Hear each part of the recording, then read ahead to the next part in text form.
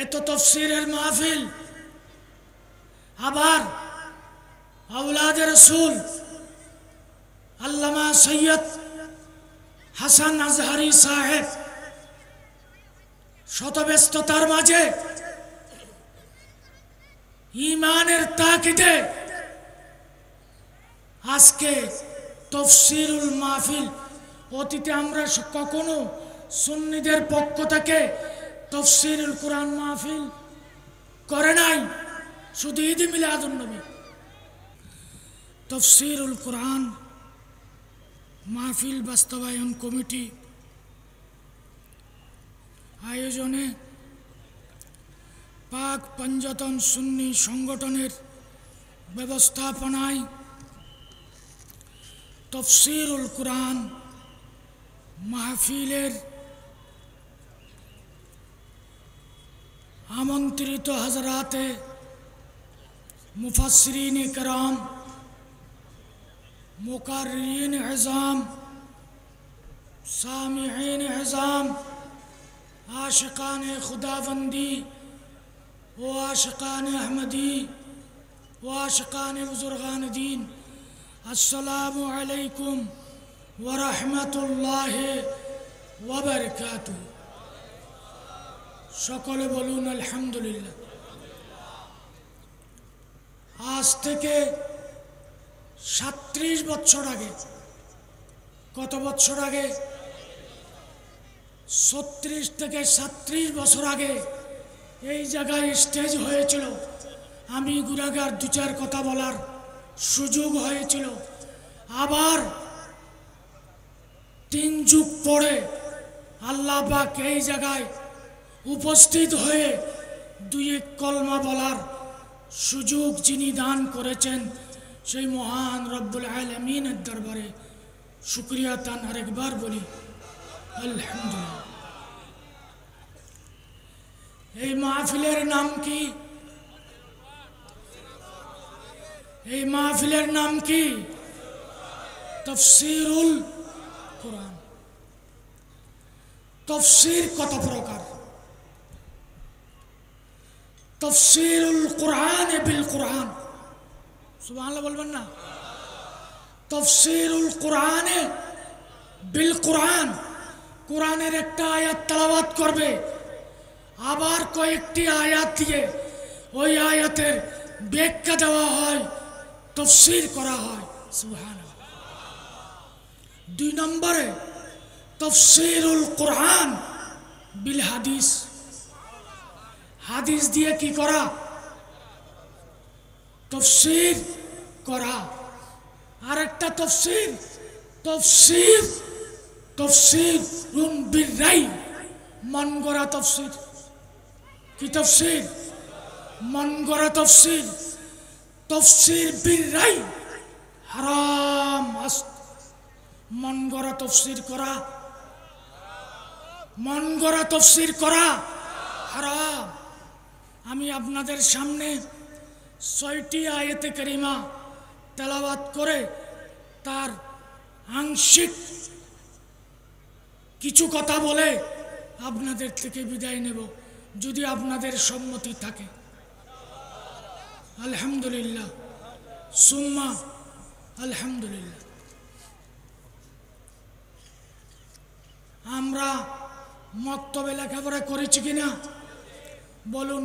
আ এ উ বা বে বু, জের জবর পেশ। এরা পড়ার সময় প্রথমে জবর দিয়া, আমার কথা কি বুঝতে পারছেন? কি দিয়া? জবর দিয়া। 2 নম্বরে জের দিয়া, আ এ উ। কিন্তু আমরা পড়ার আগে কি পড়ি? বিসমিল্লাহির রহমানির রহিম। বিসমিল্লাহ লিখতে বার নিচে প্রথমে জবর না জের? আমি এটা প্রশ্ন রাখলাম, আপনারা দয়া করে উত্তর দিবেন। প্রত্যেকটা পড়ার আগে জবর দিয়ে শুরু, কিন্তু ইলমে দ্বীন শিক্ষা করার সময় বার নিচে জের দিয়ে ছুরু, জের কেন দেওয়া হয়েছে এটা মাওলা আলীর হাকিকতকে বোঝানোর জন্য আল্লাহ সেই নির্দেশ দিয়েছে। সোজা রাস্তা হয় বাঁকা, বুঝার জন্য মহব্বত লাগবে। আল্লাহ বুঝার তৌফিক দান করুন। আমি আপনাদের সামনে কুরআনুল কারীমের 50 নম্বর সূরা, সূরা কফ। কত নম্বর সূরা বললাম? 50 নম্বর সূরা। সূরার নাম কি? সূরা কফ। আল্লাহ পাক রব্বুল আলামিন আহকামুল হাকিমিন পরওয়ারদিগারে আলম সূরা কফের 50 নম্বর সূরার শেষ আয়াত আমার সাথে একটু পড়ার চেষ্টা করবেন। যারা উলামায়ে কেরাম আছেন তাদেরকে বলছি না, যারা আপনারা শ্রোতা আছেন আপনাদেরকে বলছি, ফাযাক্কির, এটা আমরের সিগা। এটা কিসের সিগা? আমরের সিগা। আমরে হাজির, ওয়াহিদে হাজির। আল্লাহ বলছেন ফাযাক্কির, আপনি আলোচনা করুন। কাকে বলছেন? নবীকে। ওয়াহিদে হাজির আল্লাহ নবীকে বলছেন আপনি আলোচনা করুন। এবার এই আয়াতের তাফসীর জালালাইন শরীফ খুললাম, দেখি কি আছে। বলি ইজ বিল কোরআন, ফাযাক্কির বিল কোরআন, কোরআন দ্বারা আলোচনা করুন। কোরআন ছাড়া আলোচনা করার সুযোগ। এবার আমাদেরকে বলা হয়, হুজুর আপনারা এত আলোচনা করেন, মানুষ তো হেদায়েত। জ্ঞানীর বাবা, সারা পৃথিবীর মানুষ আবু জেহেলকে জ্ঞানীর বাবা বলে।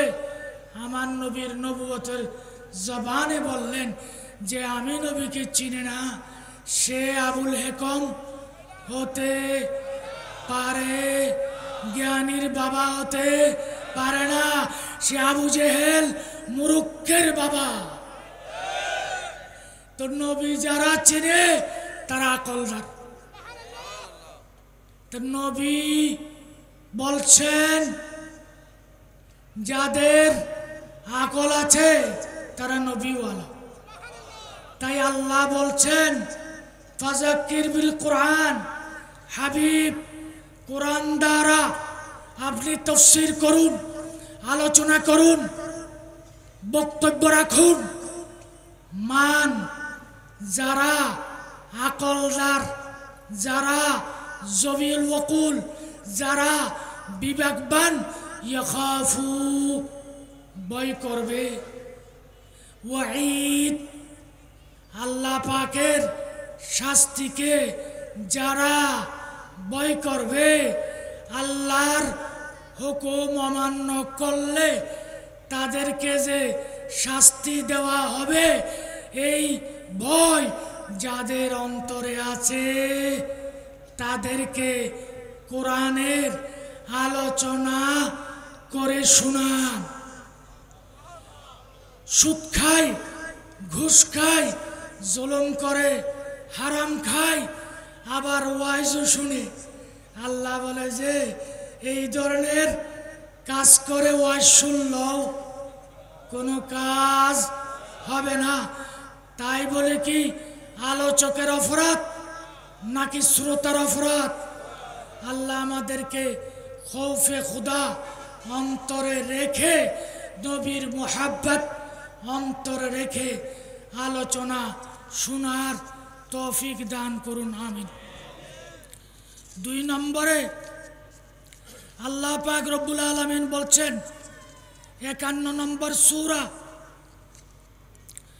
55 নম্বর আয়াত, ওয়াযাক্কির, আপনি আলোচনা করুন। ফাইন্নাজ যিকরা,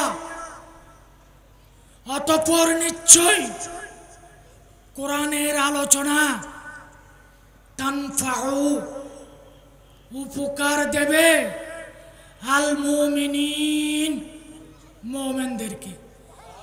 তাফসীরুল কোরআন ফাযাক্কির ওয়াযাক্কির ফাইন্না যিকরা তানফাউল মুমিনিন।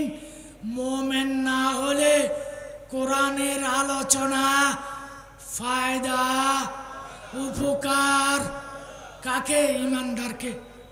তো লা ঈমানা লিমান লা মুহাব্বাতা লাহু, নবীর মুহাব্বত জানের চেয়ে প্রাণের চেয়ে নবীকে মুহাব্বত না করলে সে মুমিন হবে না। নবীর মুহাব্বত ছাড়া আলোচনা শুনলেও কোনো কাজ হবে না।